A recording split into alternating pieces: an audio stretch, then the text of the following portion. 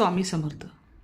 स्वामी भक्त हो, अनेक गोष्टींचं ज्ञान अनेक लोकांना असतं, आपल्यालासुद्धा असतं. परंतु असलेलं ज्ञान आपण किती आत्मसात केलेलं आहे किंवा आपण त्या ज्ञानाचा किती उपयोग करून घेतो आहे, ह्यावर ते सगळं अवलंबून असतं. आणि ते ज्ञान जर आपल्याजवळ आहे परंतु आत्मसात जर करत नसू आपण, तर त्या ज्ञानाला काहीच अर्थ नसतो. त्यामुळे अशीच एक गोष्ट मी आज इथे तुम्हाला सांगणार आहे. एक विद्वान एका आध्यात्मिक गुरूंकडे आला. तो खूप प्रसिद्ध होता. त्या आध्यात्मिक गुरूंपेक्षा जास्त प्रसिद्ध होता आणि त्यांना शास्त्रांचं सुद्धा ज्ञान होतं. सगळी शास्त्र अतपासून इथेपर्यंत त्यांना अगदी कंठस्थ होती. परंतु अंतर्यामी मात्र अपूर्णताच होती. शास्त्र तर कंठस्थ झाली होती, परंतु तरीसुद्धा सत्य काय ते काही सापडतच नव्हतं. शब्द तर सगळेच पाठ होते, परंतु निःशब्द होण्याचा कोणताच मार्ग मिळत नव्हता. आणि म्हणून आयुष्याच्या अखेरच्या काळात त्यांनी गुरूचा शोध घेतला. त्यांना गुरु देखील भेटले. गुरूंनी त्या विद्वानाकडे बघितलं आणि म्हणाले, असो, मला तुझ्यामध्ये खूप अडचणी दिसत आहेत. तुझ्याजवळ ज्ञानाचे भांडार आहे. तुला काय काय माहीत आहे ते सर्व लिहून आण बरं. तुला सर्व माहीत आहेस ना, मग त्याची चर्चा कशाला. आपण ते सगळं सोडून देऊ आणि तुला जे माहीत आहे ते तू लिहून आण आणि जे माहीत नाही ते मी तुला नंतर सांगेन.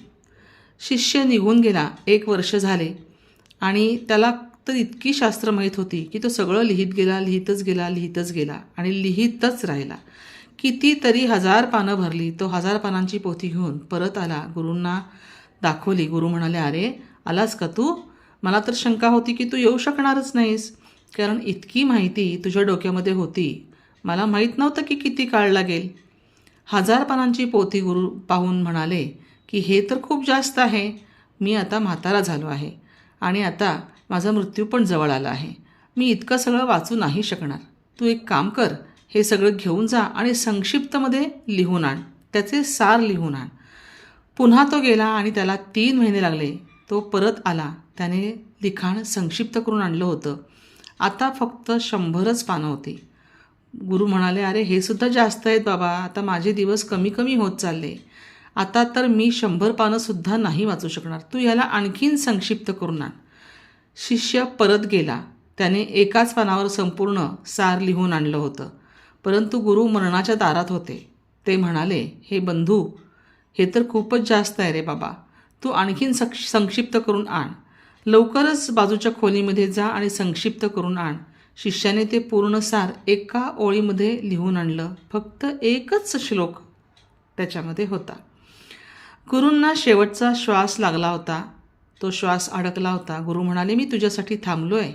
तुला केव्हा समजेल? अजून संक्षिप्त करून आण. संक्षिप्त करण्यामध्ये तू एवढी कंजूसी का करतोयस? तेव्हा शिष्य भानावर आला. तो खोलीत पळत गेला आणि एक कोरा कागद घेऊन आला आणि त्याने तो गुरुच्या हातामध्ये दिला. गुरु म्हणाले, आता तू खरा शिष्य झालास. खरं तर मी आता चाललो आहे, परंतु तू शिष्य झालास तेव्हा माझ्याबरोबर तुझा संबंध राहीलच. मी जेव्हा जिवंत होतो तेव्हा देखील तुझा माझा काहीही संबंध नव्हता, कारण ज्ञानामध्ये उभं होतं. आता तू कोरा कागद झाला आहेस, रीता झाला आहेस. पण आता मी चाललो आहे. परंतु चिंता करू नकोस. आपलं नातं जोडलं गेलेलं आहे. आता मृत्यूसुद्धा ते नातं आपलं तोडू शकणार नाही. तसं तर जीवन देखील मला तुझ्यासोबत जोडू शकत नव्हतं. त्या रिकाम्या क्षणांमध्ये शिष्याला दिव्यत्व प्राप्त झालं. आता म्हणजे नक्की काय झालं? ही गोष्ट खूप अनोखी आहे. कोरा कागद आणताच काय झालं? कोरा कागद आणण्याचा अर्थ होता अंतर्यामी पूर्णरितेपण. भागवत पुराणामध्ये एक सुंदर गोष्ट आहे. त्या गोष्टीनुसार राधेला या गोष्टीची खूप ईर्ष्या होती की भगवान श्रीकृष्ण नेहमी बासरी वाजवत असतात आणि आपल्याला सोबतच बासरीला ठेवतात. तिने विचारलंही की या बासरीला तुम्ही कायम तुमच्या ओठावर का ठेवतात? एक क्षणसुद्धा तुम्ही तिला वेगळं करू देत नाही, होऊ देत नाही. इतका तर वेळ तुम्ही माझ्या देखील सुद्धा सोबत घालवत नाही. जितका वेळ तुम्ही या बासरीसोबत घालवता, यामागचे काय कारण आहे? त्यावर श्रीकृष्ण नुसतेच हसले. राधेला भगवान कृष्णाच्या बासरीचा इतका हेवा वाटत होता की या बासरीच्या आतमध्ये एवढं काय आहे हे तिला जाणून घेण्यासाठी तिने ती बासरी तोडली. परंतु तोडल्यावर तिला कळलं की ती बासरी तर आतून रिकामीच आहे.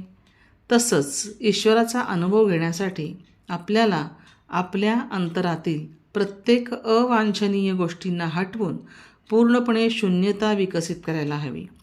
जर ईश्वराने त्या बासरीप्रमाणे दिव्य संगीत आपल्या हृदयामधून उमटवले असं आपल्याला वाटत असेल तर आपल्याला आपल्या हृदयातनं अवांछित इच्छा, विचार, अशुद्धता आणि जटिलता हे सगळं काढून टाकावं लागेल. समजा बासरीमध्ये जर बारीकसा कण किंवा अन्य काही गोष्ट राहिली असती तर त्या बासरीमधून कोणतंही मधुर संगीत निर्माण झालंच नसतं, नाही का?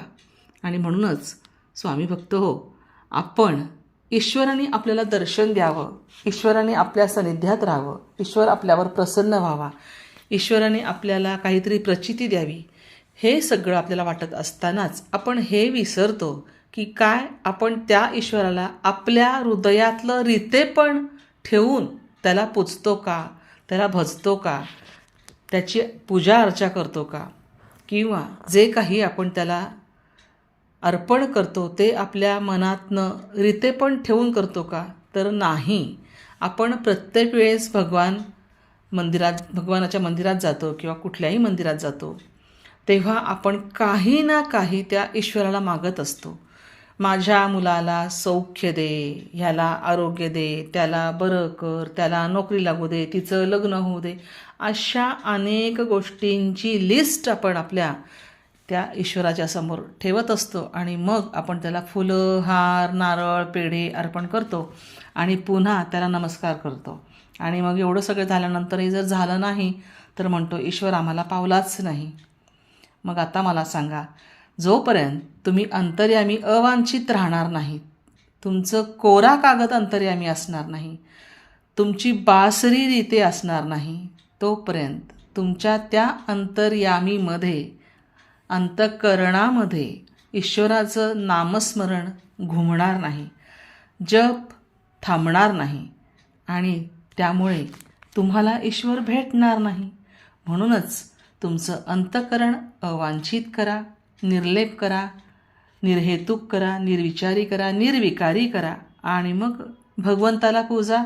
पहा तुम्हाला प्रसन्न होतो की नाही. तुम्हाला हा व्हिडिओ आवडला असेल तर लाईक करा, सगळ्यांच्या समोर ही माहिती शेअर करा आणि तुम्ही जर नवीन असाल तर ब्रह्मांड नायक या चॅनलला सबस्क्राईब करून बेल आयकॉनवर क्लिक करा, म्हणजे पुढच्या माहितीसह नवीन व्हिडिओ तुम्हाला लगेच मिळेल. श्री स्वामी समर्थ.